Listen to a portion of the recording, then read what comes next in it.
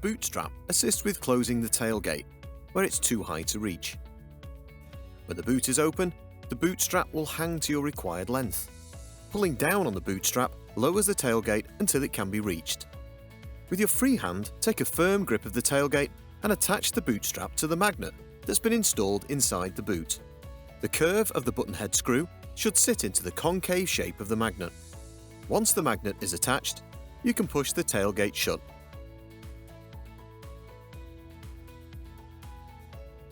The force of the boot closing will release the strap from the magnet, so it can be reached when the boot is next opened. If you have difficulties closing the boot, many vehicles now come with the option of an automatic tailgate, which you may find beneficial.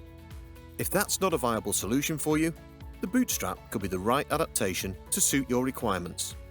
Information can be found on our website at www.jeffgosling.co.uk. Or if you'd like to discuss the boot strap further, please contact us and we'll be happy to answer your questions.